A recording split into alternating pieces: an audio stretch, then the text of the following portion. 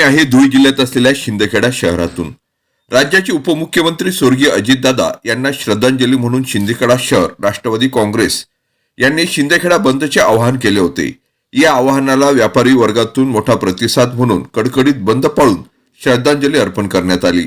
यावेळी राष्ट्रवादी काँग्रेस पक्षाच्या वतीने दादांच्या विविध आठवणींना उजाळा देत भावपूर्ण श्रद्धांजली अर्पण करण्यात आली। जब तक चांद सूर्य रहेगा अजीत दादा का नाम रहेगा। अमर रहे अमर रहे अजीत दादा अमर रहे। अमर रहे अमर रहे अजीत दादा अमर रहे। अमर रहे अमर रहे अजीत दादा अमर रहे। एकच वादा अजीत दादा। 9:15 वाजताची जी घटना जी महाराष्ट्राचे उपमुख्यमंत्री अजितदादा पवार यांची जी घडलं ते म्हणजे कसं सर्व संवेदनशील बातमी होती। ती बातमी ऐकल्यानंतर महाराष्ट्रावर कोणाला असं वाटत नव्हतं की असा अजितदादांवर काही दगाफटका होईल।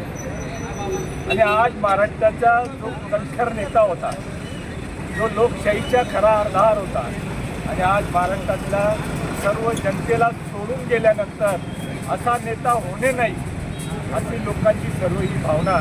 आणि त्यानिमित्त आम्ही शिंदखेडा शहरवासियांनी माननीय नगराध्यक्ष सौ कलाताई माळी व राकेशदादा माळी यांना जेव्हा ती घटना आम्ही काल सकाळी आमची नगरपंचायतीची सभा बैठक होती आणि ते तेव्हा आम्हाला कळालं, त्याच ठिकाणी आम्हाला अश्रू अनावरण झाल्यानंतर आम्ही सर्व स्तब्ध असं आम्हाला हे वाटलं ते तेव्हा की आता आपल्यावर काळाने घाला घातला आणि आपल्याकडं अजितदादांना परमेश्वरांनी फिरवून घेतल्यानंतर महाराष्ट्रावर आज पसरलेला आहे। त्या शिंदखेडा शहराने सर्व अशी भावपूर्ण अशी श्रद्धांजली आपली बातमी आपल्या हातात। चॅनल शेअर करा, लाईक करा।